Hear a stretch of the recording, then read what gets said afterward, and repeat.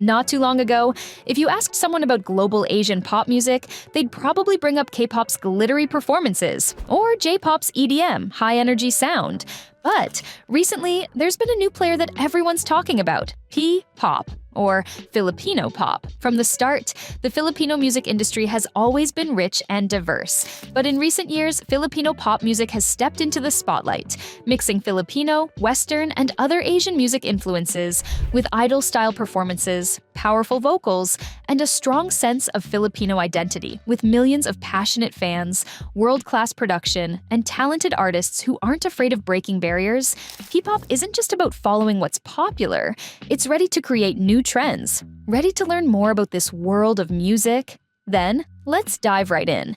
Even before Filipino pop became an industry of its own, the Philippines has always been a country full of music. For example, back in the 1970s and 1980s, OPM, original Filipino music, started making waves with its mix of folk, rock, and heartfelt ballads, giving Filipino musicians a way to tell their stories, share their emotions, and celebrate what it means to be Filipino. However, as the years went by, pop music started to get played by the top radio stations as Filipino artists explored more contemporary and globally influenced styles. Western influences, especially from American pop, rock, and R&B, inspired Filipino artists to mix things up as musicians began playing around with new sounds, trying out different production styles, and pushing their performances to the next level. Meanwhile, at the same time, other Asian pop music industries, specifically J-pop and later K-pop, were busy finding their styles and figuring out how to mix visual performances, choreography, and carefully crafted group dynamics. In the Philippines,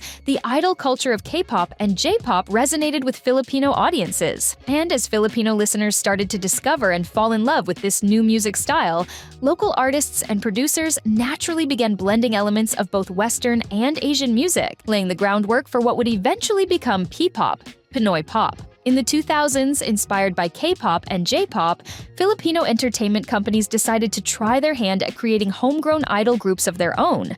However, despite their potential, these groups faced huge challenges due to the industry's lack of long-term investment, limited promotional strategies, and an audience that was still more likely to prefer ballads and soloists. Many Filipino listeners were used to the dominance of OPM ballads and Western-style pop, making it difficult for idol groups to be accepted by the mainstream. Plus, the Filipino media lacked the infrastructure to support the resource-heavy idol-style marketing, which often relies on variety show appearances, consistent album promotions, and large-scale fan engagement efforts. Unlike in South Korea and Japan, where agencies invested heavily in years of training for their artists, many early Filipino groups had to navigate their careers with minimal support. On top of that, there was a lingering perception that idol groups were an imported concept, rather than something that could authentically represent Filipino culture and music, making it difficult for these groups to get a strong foothold as local artists. Without the proper training systems, dedicated management,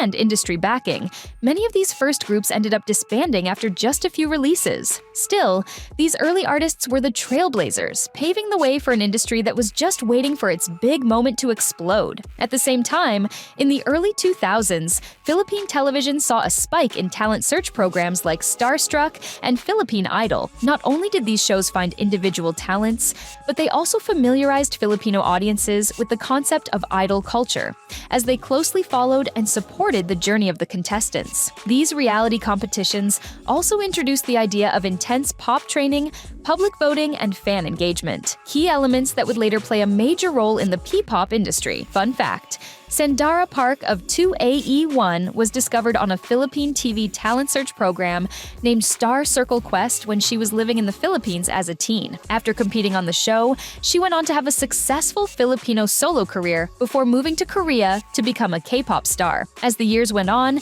and K-pop in particular gained more traction in the Philippines, people also became more open to the idol group format, seeing how intensive training, group dynamics, and devoted fandoms could create internationally successful artists. Over time, the demand for local groups that could compete on a global scale grew stronger and stronger, setting the stage for the rise of P-pop and allowing a variety of different Filipino artists to blend their own culture, language, and identity with the polished aesthetics of global pop music. Ask different people when P-pop really hit its turning point, and you'll probably get a bunch of different answers. But if you ask me, there's a strong case to be made that the real game changer was the rise of SB19, a group that changed the game and be breaking into the mainstream and gaining global attention. Unlike many Filipino idol groups before them, the members of SB19 trained under the Filipino wing of a Korean entertainment company, which meant that they followed a strict K-pop-style training system while still keeping their distinct Filipino identity. This rigorous training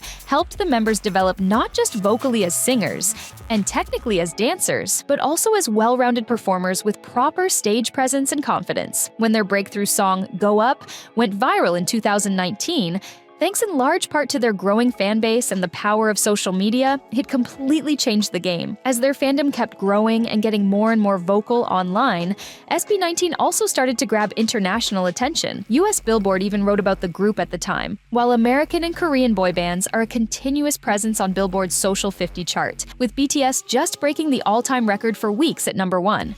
This week, a newcomer from the Philippines is proving to be strong competition. Since then, the members of SB19 have continued to break barriers by earning nominations and awards at huge global music awards alongside major Western and K-pop acts. In fact, just last year, they released their hit song Gento, which you've definitely heard doing the rounds on TikTok. Quickly gaining momentum online, Gento earned the group their first ever top 10 placement on the Billboard World Digital Song Sales chart, debuting at number 8. Its success didn't stop there. Gento also became a viral anthem, sparking countless dance covers. When the members of SB19 dropped their album Pagtatag last year, it was another massive milestone, being their first album under their very own independent label, 1Z Entertainment. To top it all off, their success continued when Gento was officially submitted as an entry for the 66th Annual Grammy Awards, another historic achievement for the group as the members prepare for not only a new album, but also a massive world tour coming this year. In the time since their debut, SB19's influence has been cemented by their countless sold-out concerts, brand endorsements, and collaborations. Plus, even Teen Vogue named SB19 one of the 33 best boy bands of all time. So, who are we to argue? At the same time, in the last 6 years, other P-pop groups like BGYO and BINI have also broken through and made headlines. For example, in 2021, BINI debuted as an 8-member girl group after being formed through the training camp Star Hunt Academy. Nicknamed the Nation's Girl Group, the members of BINI have not only secured multiple awards at the P-pop Music Awards, including Artist of the Year, Music Video of the Year for Salamin Salamin, Song of the Year for Pantropico, and Album of the Year for Tala Arawan, but they have also become the first Filipino pop group to top Billboard's Philippine Songs chart. In fact, last year, BINI became the first Filipino artist to enter the Spotify Top Artist Global chart.